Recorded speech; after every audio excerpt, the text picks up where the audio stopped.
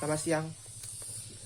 Di sini kami dari kelompok 6 Manajemen Pendidikan akan mempresentasikan fasilitas pendidikan.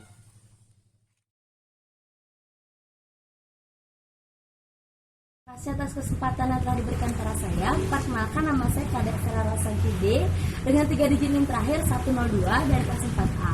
Di sini saya sebagai kelompok 6 dan sebagai pembicara pertama, saya akan membawakan 2 materi. Yang pertama, pengertian manajemen fasilitas pendidikan, yang kedua pengadaan fasilitas pendidikan. Baik, dimulai dari yang pertama, yaitu mengenai pengertian. Dimulai dari pengertian manajemen itu sendiri, yaitu suatu proses pendayagunaan semua atau seluruh sumber daya untuk mencapai suatu tujuan tertentu. Maka pengertian dari manajemen fasilitas pendidikan itu sendiri yaitu suatu proses atau bentuk kerjasama pendayagunaan seluruh fasilitas pendidikan secara efektif dan efisien. Lalu sarana pendidikan atau fasilitas pendidikan itu dibagi menjadi 2, yaitu ada yang sarana pendidikan dan prasarana pendidikan. Untuk yang sarana pendidikan itu contohnya seperti pulpen, pensil, LCD dan sebagainya. Sedangkan yang prasarana itu contohnya seperti bangunan kelas, bangunan perpustakaan, laboratorium dan sebagainya. Lalu adapun klasifikasi dari kedua jenis fasilitas pendidikan. Yang pertama kita mulai dari sarana pendidikan. Untuk yang sarana pendidikan yang pertama itu ada habis tidaknya dipakai. Untuk yang cepat habis itu contohnya seperti pulpen, pensil, spidol dan sebagainya. Sedangkan yang lama habisnya itu contohnya seperti LCD, proyektor, meja, kursi dan lain sebagainya. Lalu yang klasifikasi yang kedua yaitu mengenai bergerak tidaknya sarana itu sendiri. Untuk yang bergerak itu contohnya seperti meja, kursi, kalau di perkuliahan itu ada proyektor ataupun LCD. Sedangkan yang tidak bergerak itu air PDAM.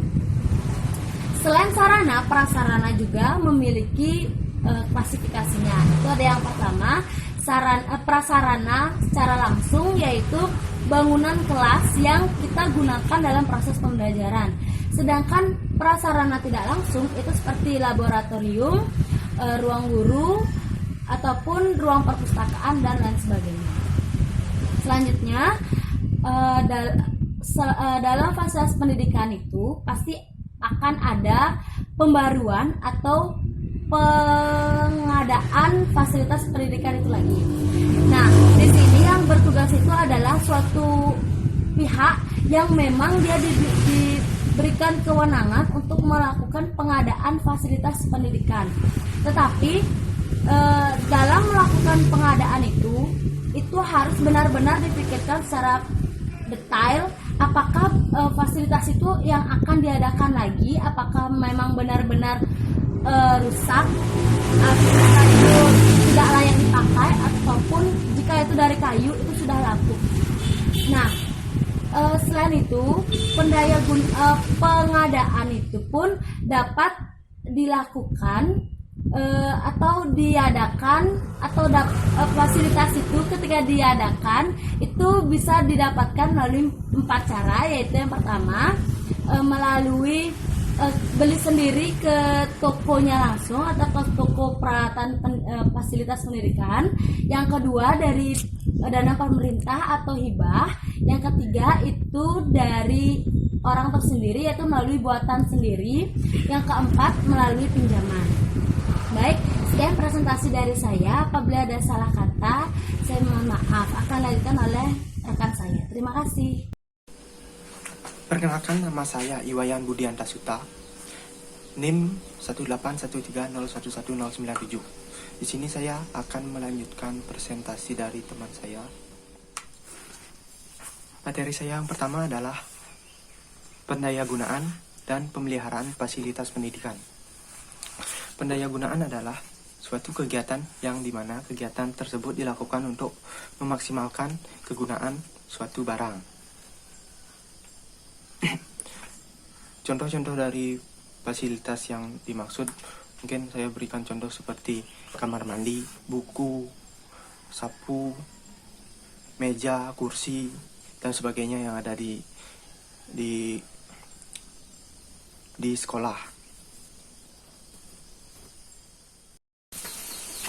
Pemeliharaan. Pemeliharaan adalah suatu upaya untuk membuat suatu barang memiliki umur yang lebih lama. Ada beberapa jenis pemeliharaan. Saya berikan contoh 2 jenis pemeliharaan sehari-hari dan jenis pemeliharaan secara berkala. Jenis pemeliharaan sehari-hari ini pemeliharaannya dilakukan setiap hari. Sebagai contoh, ruang kelas. Ruang kelas tersebut setelah digunakan harus dibersihkan. Seperti toilet, setelah digunakan harus dibersihkan. Pemeliharaan secara berkalanya, ruang kelas jika sudah beberapa tahun itu pasti harus direnovasi. Begitu juga bangunan-bangunan yang lainnya. Materi saya kedua yaitu penghapusan fasilitas pendidikan. Penghapusan di sini artinya adalah suatu kegiatan meniadakan atau menghapus barang-barang milik lembaga dari daftar inventaris berdasarkan peraturan perundang-undangan yang berlaku. Nah, kenapa adanya penghapusan? Seperti contoh di sekolah. Sambil di sekolah karena ini menyangkut tentang pendidikan. Dari zaman ke zaman, pendidikan pasti akan ikut berkembang. Seperti contohnya dulu ujian masih menggunakan kertas, sekarang ujian sudah menggunakan komputer. Nah, di sana juga penggunaan kertas pasti akan berkurang. Makanya adanya penghapusan. Penghapusan di sini juga harus berpatokan pada undang-undang karena memang sudah diatur di undang-undang. Baik, terima kasih atas kesempatannya. Sebelumnya perkenalkan, nama saya Lutfi Nur Hanafia dengan 3 digit NIM terakhir 052. Nah, saya di sini akan melanjutkan presentasinya yaitu mengenai pelaporan data fasilitas pendidikan. Nah, menurut Ibrahim Afadal tahun 2004, pelaporan data atau inventarisasi ini merupakan pencatatan dan juga penyusunan daftar barang. Nah, daftar barang secara sistematis, teratur, dan juga tertib berdasarkan ketentuan-ketentuan dan juga pedoman yang telah berlaku.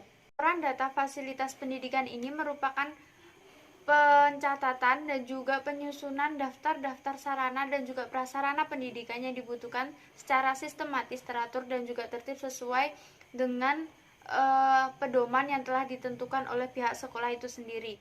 Pada intinya, kegiatan penginventarisasian sarana dan juga prasarana ini dilakukan dengan pencatatan sarana dan juga prasarana dan juga pembuatan kode. Nah, pada kegiatan ini dilakukan untuk memudahkan bagi si penanggung jawab sarana dan juga prasarana tersebut dalam mengendalikan sesuai dengan kebutuhan dan juga pengawasan barang tersebut.